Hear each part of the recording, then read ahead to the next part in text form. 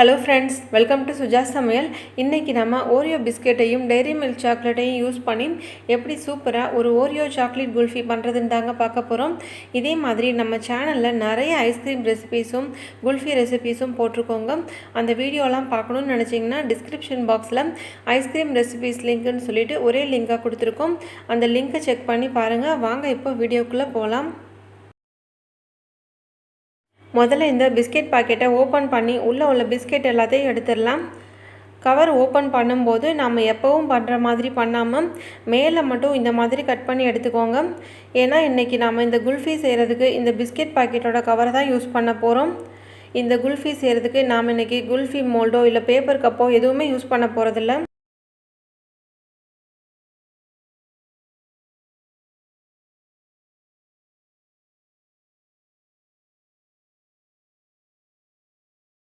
Biscuit எல்லாத்தையும் இப்போ பாக்கெட்லேருந்து எடுத்தாச்சுங்க.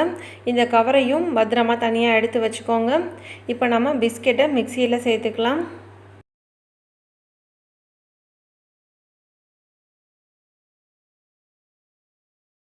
இப்போ இந்த பிஸ்கெட் கவர்லையே நாம் நல்லா காய்ச்சி ஆற வச்ச பால் வந்துட்டு ஒரு 3/4 பங்கு அளவு சேர்த்துக்கோங்க. பால் வந்துட்டு நல்லா காய்ச்சி ஆற வச்சதுக்கப்புறமா சேர்த்துக்கோங்க. இப்போ இதை சேர்த்துக்கலாம். எத்தனை பாக்கெட் பிஸ்கெட் எடுத்துக்கிறோமோ அதே அளவுக்கு பால் எடுத்துக்கோங்க. நான் இன்றைக்கி 2 பாக்கெட் அளவுக்கு பிஸ்கெட் எடுத்துருக்கிறதுனால 2 பாக்கெட் அளவுக்கே பால் எடுத்துக்கிறேன். பால் சேர்த்துட்டு இப்போ இதை நல்லா நைஸாக அரைச்சி எடுத்துக்கலாம். இப்போ பாருங்கள், நல்லா நைஸாக அரைச்சி எடுத்தாச்சுங்க. இப்போ இதில் 1 டீஸ்பூன் அளவுக்கு மட்டும் சுகர் சேர்த்து அரைச்சிக்கிறேன். இந்த சுகர் வந்துட்டு நீங்கள் பிஸ்கெட்டும் பாலும் சேர்க்கும் போதே சேர்த்து கூட அரைச்சிக்கலாம். நான் ஃபஸ்ட்டே சேர்க்க மறந்துட்டேன், அதனால் இப்போது அரைச்சி எடுத்துக்கிறேன். இப்போ பாருங்கள், சுகரும் சேர்த்து நல்லா அரைச்சாச்சுங்க. திக்னஸ் வந்துட்டு இந்த அளவுக்கு இருக்கிற மாதிரி பார்த்துக்கோங்க. இப்போ அடுத்ததாக நம்ம வீட்டில் நார்மலாக யூஸ் பண்ணுற ஒரு 2 டம்ளர் எடுத்துக்கோங்க. அதில் இந்த பிஸ்கெட் கவரை இந்த மாதிரி வச்சுட்டு நம்ம அரைச்சி வச்சுருக்கிற இந்த பிஸ்கெட்டை வந்துட்டு இப்போ இதில் ஊற்றிக்கலாம். ஒரு 3/4 பாக்கெட் வர அளவுக்கு ஊற்றிக்கோங்க, ரொம்ப ஃபுல்லாக ஊற்ற வேணாம்.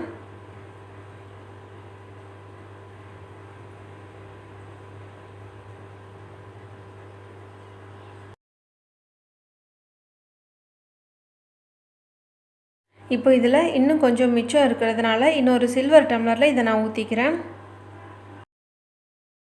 இப்போ இந்த மாதிரி ஒரு ஐஸ்கிரீம் ஸ்டிக் எடுத்து இது நடுவில் இன்சர்ட் பண்ணி வச்சுக்கலாம். ஐஸ்கிரீம் ஸ்டிக் இல்லைன்னா வீட்டில் நம்ம யூஸ் பண்ணுற ஸ்பூனை கூட இது மாதிரி வச்சுக்கோங்க. இப்போ இந்த சில்வர் டம்ளரை அப்படியே நம்ம ஃப்ரீசரில் வைக்காமல் இந்த மாதிரி ஒரு அலுமினியம் ஃபாயில் பேப்பர் இல்லைன்னா ஏதாவது ஒரு பிளாஸ்டிக் கவர் போட்டு இந்த மாதிரி க்ளோஸ் பண்ணி ஒரு ரப்பர் பேண்ட் வந்து போட்டு வச்சுக்கோங்க. இந்த மாதிரி நம்ம பண்ணுறதுனால நமக்கு வந்து மேலே ஐஸ் எதுவும் ஃபார்ம் ஆகாமல் இருக்கும். இப்போ இதில் சின்னதாக ஒரு ஹோல் போட்டு நடுவில் வந்துட்டு ஐஸ்கிரீம் ஸ்டிக்கை வச்சுக்கலாம். ஐஸ்கிரீம் ஸ்டிக் இன்சர்ட் பண்ணிவிட்டு இந்த 3 டம்ளரையும் நம்ம ஃப்ரீசரில் ஒரு 8 மணி நேரத்துக்கு ஸ்டோர் பண்ணி வச்சுக்கலாம். 8 மணி நேரத்துக்கு பிறகு பார்க்கலாம். 8 மணி நேரத்துக்கு அப்புறமா இந்த ஓரியோ குல்ஃபியில் மேலே ஒரு சாக்லேட் கோட்டிங் மாதிரி கொடுக்கறதுக்காக இந்த டெய்ரி மில்க் சாக்லேட்டை வந்துட்டு நம்ம நல்லா மெல்ட் பண்ண போகிறோங்க. இதுக்காக நாம் இதை சீக்கிரமாகவே ஃப்ரிட்ஜிலேருந்து எடுத்து வச்சிட்டோன்னா இது சீக்கிரமாக மெல்ட் ஆயிரும். இதுக்காக நான் இன்றைக்கி ஒரு 3 10 ருபீஸ் டெய்ரி மில்க் சாக்லேட் வந்து எடுத்திருக்கேங்க. இப்போ இது எல்லாத்தையும் சின்ன சின்ன பீசஸாக நம்ம உடச்சி எடுத்துக்கலாம்.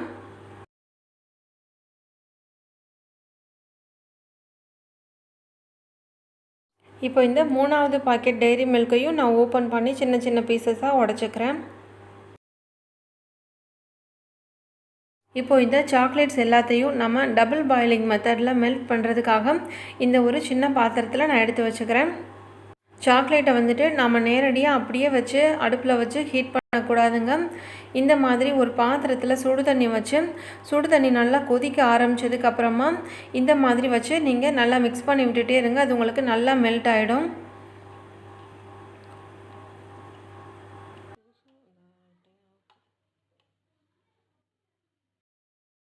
இப்போ பாருங்கள், இது நல்லா மெல்ட் ஆகி வந்துருச்சுங்க. ரொம்ப திக்காக இருந்ததுன்னா நீங்கள் ஒரு ஸ்பூன் அளவுக்கு சுடு தண்ணி சேர்த்துட்டு கலந்து விட்டுட்டு மெல்ட் பண்ணுங்கள். அப்போ உங்களுக்கு ஈஸியாக மெல்ட் ஆகிடும். இப்போ 8 மணி நேரத்துக்கு அப்புறமா இதை நான் ஃப்ரீசர்லேருந்து எடுத்து வச்சுருக்கேன். ஃபஸ்ட்டு இந்த சில்வர் டம்ளரில் இருக்கிறத நம்ம ஓப்பன் பண்ணிடலாம். இப்போ ஃபஸ்ட்டு இந்த டம்ளரில் உள்ள குல்ஃபியை எடுக்கிறதுக்கு ஒரு சின்ன பாத்திரத்தில் தண்ணி வச்சு இதில் வச்சுருங்க. ஒரு 2 செகண்ட் வச்சு எடுத்திங்கன்னா உங்களுக்கு குல்ஃபி ஈஸியாக எடுக்க வந்துடுங்க. அடுத்ததாக இந்த பிஸ்கெட் கவரில் உள்ள குல்ஃபியை எடுக்கிறதுக்கு பிஸ்கெட் கவரை கட் பண்ணி நம்ம குல்ஃபியை வெளியே எடுத்துடலாம்.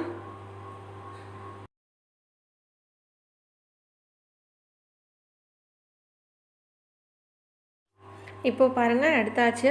குல்ஃபி நல்லா சூப்பராக ரெடி ஆகிடுச்சுங்க. இப்போ இதை நம்ம வேறு ஒரு பிளேட்டில் எடுத்து வச்சிடலாம். இப்போது தண்ணியில் இது ஒரு 2-3 செகண்ட் இருந்துச்சுங்க. இப்போ இது பாருங்கள் எவ்வளோ அழகாக எடுக்க வந்துருச்சு. இப்போ இதையும் அதே பிளேட்டில் வச்சிடலாம். இப்போ அடுத்ததாக இன்னொரு கவரில் உள்ள இந்த குல்ஃபியும் நம்ம வெளியே எடுத்துடலாம்.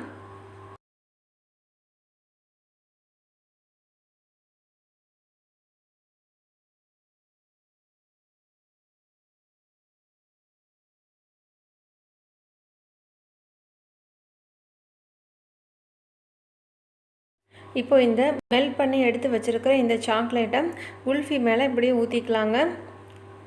இந்த மெல்ட் பண்ண சாக்லேட்டோட நீங்கள் கொஞ்சம் நிலக்கடலை பருப்பு இல்லை முந்திரி பருப்பு ஏதாவதையும் சேர்த்து கலந்து கூட நீங்கள் இந்த மாதிரி ஊற்றிக்கலாம்.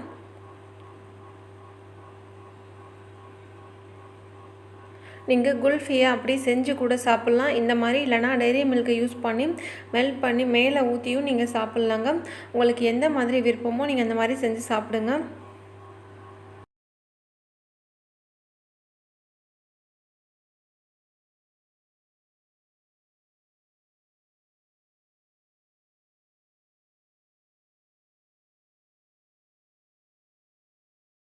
இப்போ இந்த இன்னொரு குல்ஃபி மேலேயும் மெல்ட் பண்ணி வச்சு சாக்லேட்டை ஊற்றிக்கிறேன். நம்ம வெறுமனே ஓரியோ பிஸ்கெட்டையும் பாலை மட்டும் யூஸ் பண்ணி ஓரியோ குல்ஃபியாகவும் செய்யலாங்க. அது பண்ணுறதும் ரொம்ப ஈஸி. அந்த ரெசிபியோட லிங்க்கும் நான் கீழே டிஸ்கிரிப்ஷன் பாக்ஸில் கொடுத்துருக்கேங்க. அந்த வீடியோ பார்க்கணுன்னு நினச்சிங்கன்னா அந்த லிங்க்கை செக் பண்ணி பாருங்கள். அவ்வளோதாங்க, சூப்பரான ஓரியோ சாக்லேட் குல்ஃபி இப்போது ரெடி ஆகிடுச்சு. உங்களுக்கு விருப்பம்னா நீங்கள் இந்த மாதிரி மேலே கொஞ்சம் நட்ஸ் கூட தூவிக்கலாம்.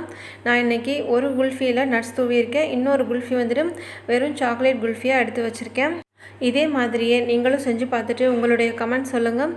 இந்த வீடியோ உங்களுக்கு பிடிச்சிருந்ததுன்னா மறக்காமல் சுஜா சமையல் சேனலை சப்ஸ்கிரைப் பண்ணி பக்கத்தில் உள்ள பெல் ஐக்கானையும் ப்ரெஸ் பண்ணிக்கோங்க.